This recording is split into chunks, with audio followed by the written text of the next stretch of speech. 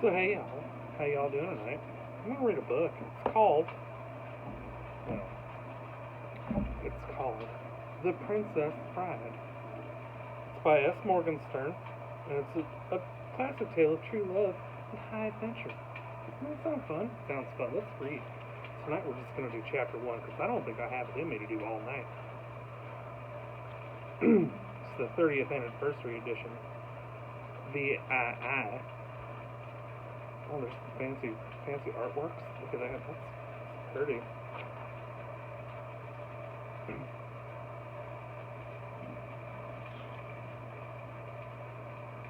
I'm not going to make you read the introduction. If you want me to read the introduction, I'll just come back and read the introduction, but I ain't going to do the introduction tonight. Because, Jesus Christ. Criminies. Let's just get past the introduction. I wish we could take it to a hotel, Willie said. Introduction to the 25th anniversary. Hold on. We did the 30th anniversary. Now we're doing the 25th anniversary. Just hold your horses. Hold them. There's some more fancy arts. The Princess Bride.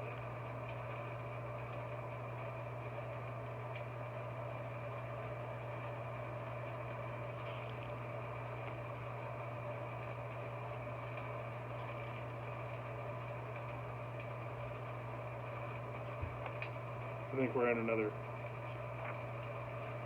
Yes. We are most definitely in another introduction. This is the original introduction, and it's, oh my goodness. I'm halfway through the book. Good news. Short story. Chapter 1. The Bride. The year the Buttercup was born, the most beautiful woman in the world was a French scullery maid named Annette. Annette worked in Paris for the Duke and Duchess of Guiche.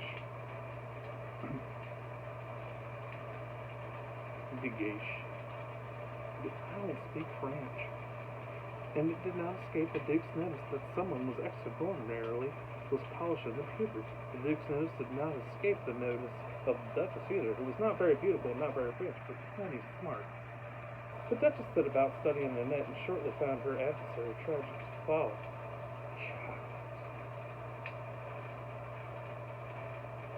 Armed now, the Duchess set to work. Palace de Guiche turned into a candy castle. Everywhere you looked, bonbons. There were piles of chocolate-covered mints in the drawing room, baskets of chocolate-covered nougats in the parlors. Annette never had a chance. Inside a season, she went from delicate to whopping. And Duke never glanced in her direction without sad bewilderment clouding his eyes.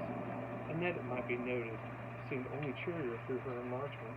She eventually married the pastry chef, and they both ate a lot until the golden age claimed them both. Things that might also be noted did not fare so cheerily for the Duchess. The Duke, for reasons passing understanding, next became smitten with his very own mother-in-law, Eve, which caused the Duchess ulcers. Only they didn't have ulcers yet. More precisely, ulcers existed. People had them, they weren't called ulcers. The medical profession at the time called them stomach pains, and felt the best cure was coffee dolloped with brandy twice a day until the pain subsided. The Duchess took her mixture faithfully, watching through the years as her husband and her mother blew kisses at each other behind her back. Not surprisingly, the Duchess's grumpiness became legendary, as Voltaire has so ably chronicled. Except this was before Voltaire. Here Buttercup turned 10. The most beautiful woman lived in Bengal, the daughter of a successful tea merchant. This girl's name was Eleuthera, and her skin was of a dusky perfection, unseen in India for 80 years. There have only been 11 perfect complexions in all of India since the accurate counting began. That's good to know. I didn't know that. Did you guys know that? That's good news. Eleuthera was 19 the year the pox plague hit Bengal. The girl survived even if her skin didn't red. When Buttercup was 15, a delatero of Sussex, on the Thames, was easily the most beautiful creature Adela was 20, and so far she outdistanced the world that it seemed certain she would be the most beautiful for many, many years. But then one day, one of her suitors, she had 104, exclaimed that without question, Adela must be the most ideal item yet spawned. Adela, flattered, began to ponder on the truth of the statement. That night, alone in her room, she examined herself pore by pore in the mirror. This was afterwards. It took her until close to dawn to finish her inspection, but by the time she was clear, or by the time, by that time it was clear that the young man had been quite correct in his assessment. She was, through no real faults of her own, perfect. As she strolled through the family rose gardens watching the sunrise, she felt happier than she had ever been. Not only am I perfect, she said, I am probably the first perfect person in the whole long history of the universe. Not a part of me could stand improving. A lucky I am to be perfect and rich and sought after, and sensitive and young, and young? The mist was rising around her as Adela began to think. Well, of course, I'll always be sensitive, she thought. I'll always be rich. But I don't quite see how I'm gonna manage to always be young. And when I'm not young, how am I gonna stay perfect? And I'm not perfect, but what else is there? What indeed? Adela furrowed her brow in desperate thought. It was the first time in her life her brow had ever took furrow. And Adela gasped when she realized what she'd done, horrified that she'd somehow damaged it, perhaps permanently. She rushed back to her mirror and spent the morning, and although she managed to convince herself that she was still quite as perfect as ever, there was no question that she was not as happy as she had been. She had begun to fret. The first gray lines appeared within a fortnight, the first wrinkles within a month, and before the year was out, creases abound. She married soon after. The self-same man who accused her of sublimity gave him merry hell for many years. Buttercup, of course, at 15, knew none of this. And if she had, she would have found it totally unfathomable. How could someone care if she was the most beautiful woman in the world or not? What difference could it have made if you were only the third most beautiful or the sixth? Buttercup was at this time was nowhere near that high, being barely at the top 20, and that primarily on potential, certainly not on any particular care she took of herself. She hated to wash her face. She loathed the area behind her ears. She was sick of combing her hair, and she did as little as possible. Pardon me. What she liked to do, preferred above all else really, was to ride her horse and taunt the farm boy. The horse's name was Horse. Buttercup was never long on imagination, and it came when she called it, when she steered it, and did what it told, or what was told. The farm boy did what it was told too. Actually, he was more a young man now. When he had been a farm boy when orphaned, he had come to work for her father, and Buttercup referred to him that way still. Farm boy, fetch me this. Get me that, farm boy. Quickly, lazy thing, trot now, or I'll tell father. As you wish. That was all he ever answered. As you wish. Fetch that, farm boy. As you wish. Dry this, farm boy. As you wish. He lived in a hovel out near the animals, and according to Buttercup's mother, he kept it clean. He even read when he had candles. I'll leave the lad an acre in my will, Buttercup's father was fond of saying. They had acres then. You'll spoil him, Buttercup's mother always answered. He slaved for many years, hard working, should never be rewarded. And then rather than continue the argument, they had arguments then too. They would both turn to their daughter. You didn't bathe, said Buttercup's father. I did, said Buttercup. Oh, I did, said Buttercup. Not with water, her father continued. You reek like a stallion. I've been writing all day. You must bathe, Buttercup, her mother joined in. The boys don't like the girls to smell of stinks. Oh, there's the fancy picture book. Oh, the boys, Buttercup fairly exploded. I do not care about the boys. Horse loves me, and that's quite sufficient, thank you. She said that speech loud. She said it often. But like it or not, things were beginning to happen. Shortly after her 16th birthday, Buttercup realized that it had now been more than a month since any girl in the village had spoken to her. She had never much been close to girls, so the change was nothing sharp. But at least before there were head nods exchanged when she rode through the village or along cart tracks, but now, for no reason, there was nothing. A quick glance away, and she approached, and that was all. Buttercup cornered Cornelia one morning in the blacksmith's and asked about silence. I should think after all you've done, you'd have the courtesy not to pretend to ask, came from Cornelia. And what have I done? What? You've stolen them. With that, Cornelia fled, and Buttercup understood. She knew who them was. Oh, it's the boys. The village boys. The beef-witted, feather-brained, rattle-skulled, plaid-padded, dim-domed, noodle-noggined, sap-headed, lunk-knobbed boys. Lunk-knobbed.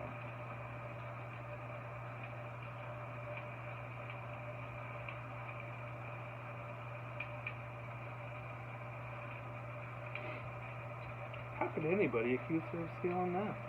Why would anybody want them anyway? What good were they? All they did was pester and vex and annoy. Can I brush your horse, Buttercup? Thank you, but the farm boy does that. Can I go riding with you, Buttercup? Thank you, but I really do enjoy myself alone. You think you're too good for anybody, don't you, Buttercup? No, I don't. I just like riding by myself, that's all. Buttercup ain't too bright. Nope. But throughout her 16th year, even this kind of talk gave way to stammering and flushing and the very best questions about the weather. Do you think it's going to rain, Buttercup? I don't think so. The sky's blue. Well, it might rain. Yes, I suppose it might. You think you're too good for anybody, don't you, Buttercup? No, I just don't think it's going to rain, that's all. At night, more often than not, they would congregate in the dark beyond her window and laugh about her. She ignored them. Usually the laughter would give way to insult. She paid them no mind. If they grew up damaging, the farm boys handled things. Emerging silently from the hovel, thrashing a few of them, sending them flying. She never failed to thank him when he did this. As you wish was all he ever answered.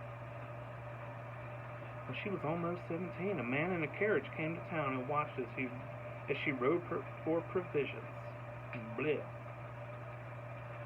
That's the tongue tie. He was still there on her return, peering out. She paid him no mind, and indeed, by himself, he was not important. But he marked a turning point. Other men had gone out of their way to catch sight of her. Other men had even ridden 20 miles for the privilege, and this man had.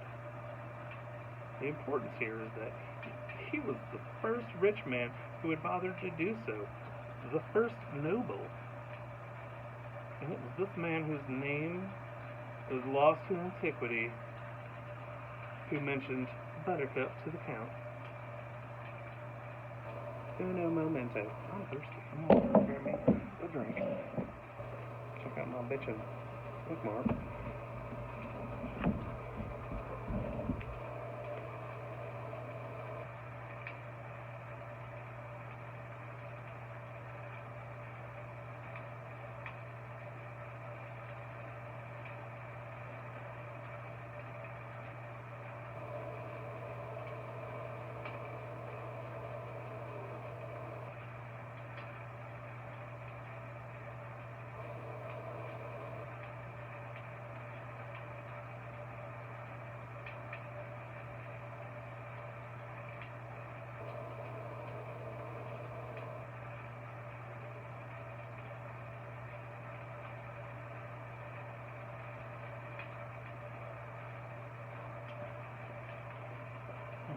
You know what, I'm just going to bring my drink back with me.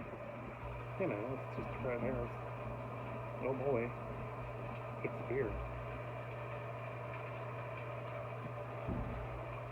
I think I'd slack my fire. I built it up here on my mountain just for you.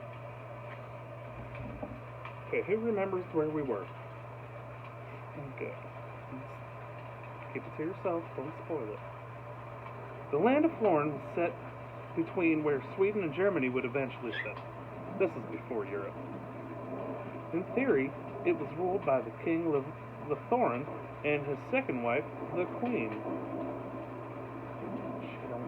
She don't get a name. But in fact, the king was barely hanging on, and could only rarely tell day from night, and basically spent his time in muttering. He was very old. Every organ in his body had long since betrayed him, and most of his important decisions regarding Florin had a certain arbitrary quality that bothered many of the leading citizens. Prince Humperdinck actually ran things. If there had been a Europe, he would have been the most powerful man in it. Even as it was, nobody within 1,000 miles wanted to mess with him. The Count was Prince Humperdinck's only confidant. His last name was Rugen, and no one needed to use it. He was the only count in the country. The title having been bestowed by the prince as his birthday present some years before. The happening takes place naturally at one of the Countess's parties. The Countess was considerably younger than her husband. All of her clothes came from Paris. This was after Paris. And she had superb taste. This was after taste too, but only just. Since it's just a new thing, and since the Countess was only the lady in all Florin to possess it, is it any wonder she was the leading hostess of the land? Eventually, her passion for fabric and face paint caused her to settle permanently in Paris, where she ran the only salon of international consequence. For now, she busied herself with simply sleeping on silk, eating on gold, and being the single most feared and admired woman in Florinese history. If she had figure faults, her clothes concealed them. Oh, I got it. If she looked weird, and if she had some chubs, into tuckets. Got it. Okay. I'm reading through it. I'm with you guys. So we're doing it together first time. Her clothes concealed them.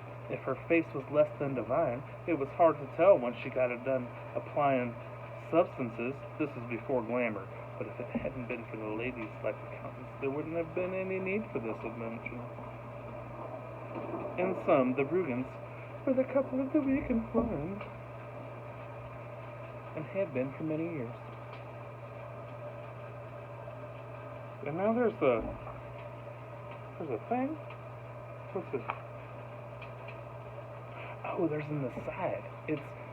Wow, I love this book. There's look, it's right here. It's just inset. It's like, hey, it's whole thing, and then another page, and this is me, all abridging remarks and all other. I should do this in a different voice. This is me, all abridging remarks and all other comments will be in. This is the same voice. Hold on. I'm a professional. This is me. All abridging remarks and all other comments will be in this fancy italic type. So, oh, no, I can't do this. 2 pages. So they're going to do abridging comments and fancy type. So I'll know. When I said at the start that I'd never read this book, that's true. My father read it to me, and I just kind of quick skimmed along, crossing out whole sections when I did the abridging, leaving everything just as it was in the original Morgenstern. This chapter is totally intact. My intrusion here is because of the way Morgenstern uses parentheses. The copy editor, you know what, hold on, I'm just going to paraphrase real quick. He cut out some shit because it was spelled incorrectly, and how can they be in Europe after Paris, and just craziness, and he just, silliness. Also, don't read too far back into Florinese history. It did happen. Facts anyway. No one can say about the actual motivations. Okay. And I think we're going to call it right there tonight. 20 minutes, that's a really long night. So, ladies and gentlemen, A Heart Too Real Strong. This has been a portion of Chapter 1 from The Princess Bride, S. Morgenstern's classic tale of true love and high adventure. And if you would like me to read some more to you, as you wish.